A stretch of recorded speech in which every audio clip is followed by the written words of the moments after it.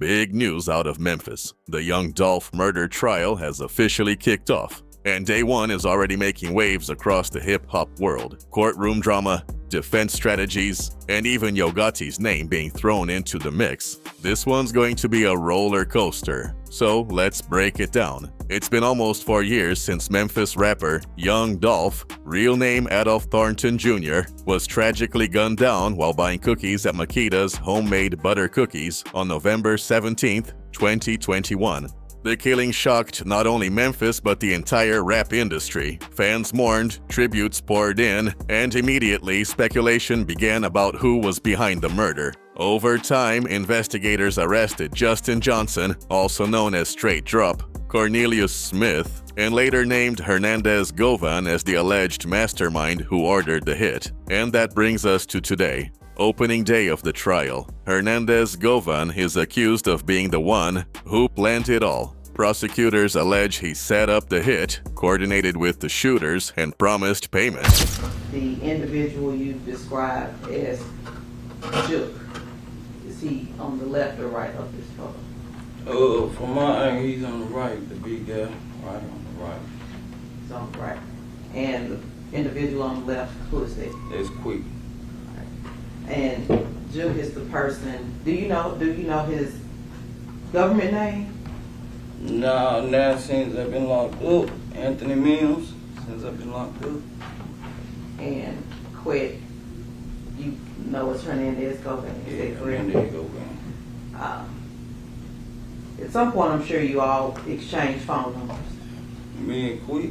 Okay. I never had Juke number. You never had Juke's number? Nah, I never had no contact with Juke, like how to get in touch with Juke. So any conversation about bounties went through Govan, is that correct? Govan the one that did all the talking.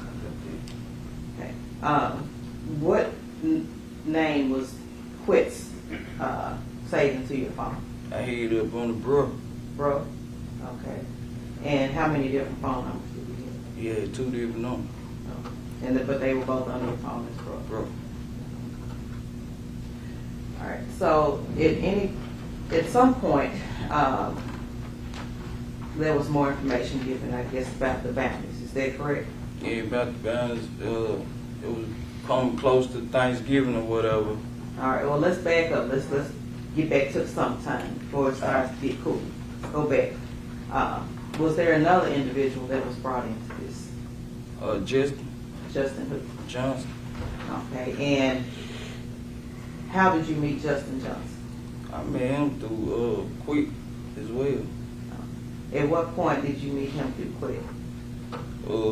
Like around the time we did that, they hit on paper at Woo.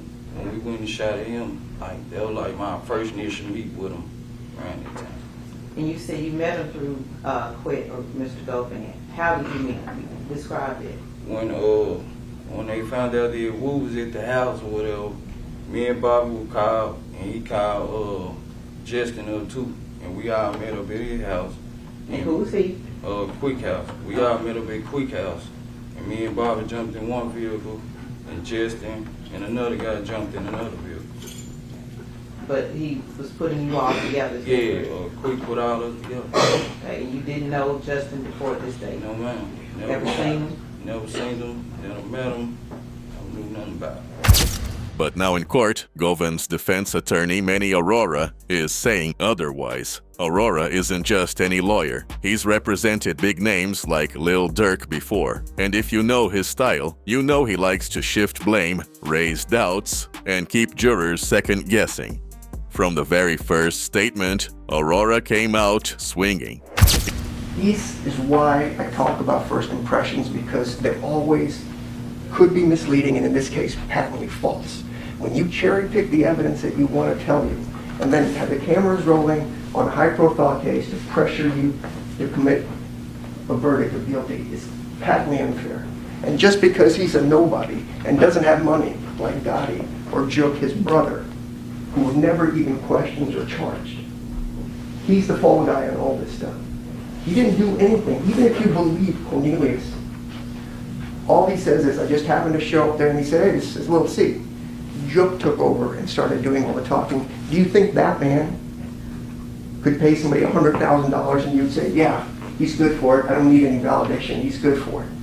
And interestingly enough, Cornelius' story also changes along with Angela. He told jurors that Govan had no involvement with the getaway car, no DNA, no fingerprints, nothing tying him directly to the murder vehicle. Instead, he pointed toward Trayon Ingram and Justin Johnson, claiming they were the ones tied to the stolen car. He even said Ingram left his backpack and wallet in the vehicle, proof that Govan wasn't involved. And then Aurora dropped the line that had everyone talking. He basically said, "Do you really believe Hernandez Govan could afford to pay someone $100,000 for a hit?"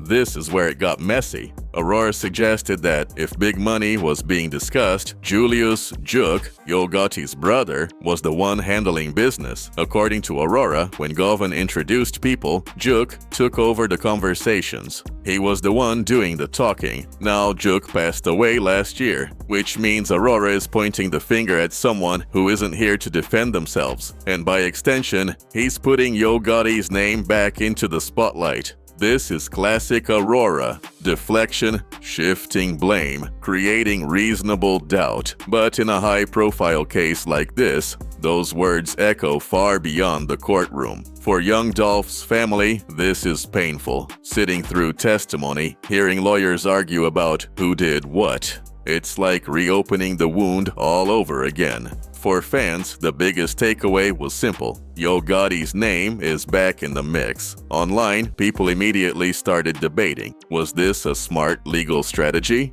Or is Govan just throwing blame on Juk since he's gone? Why even mention Yo Gotti if he's never been charged? And let's be clear, neither Yo Gotti nor Juk were ever questioned by police. Aurora himself confirmed that in court, which means all those online rumors about federal raids, secret questioning, or RICO charges, they weren't true.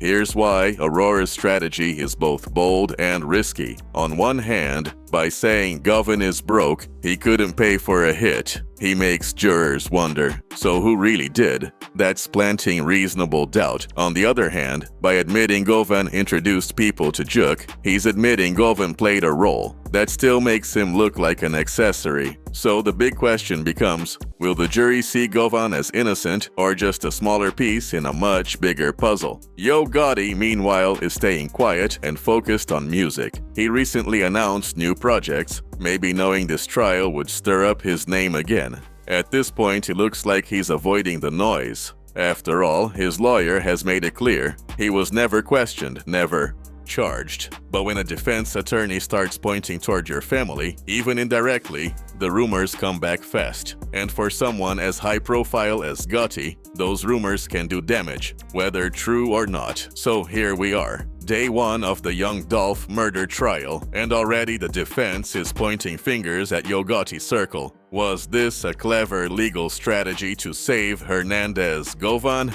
Or did Manny Aurora just fuel years of conspiracy theories all over again? Either way, this trial is far from over, and we'll be here to break down every twist and turn. What do you think? Is Hernandez Govan just a fall guy? Or is there more to the story that hasn't come out yet? Drop your thoughts in the comments. I'll be reading and responding. And if you're new to the channel, make sure to hit that subscribe button and turn on notifications so you don't miss the next update. We'll be breaking it all down as the story unfolds. Thanks for watching, stay safe, and I'll see you in the next one.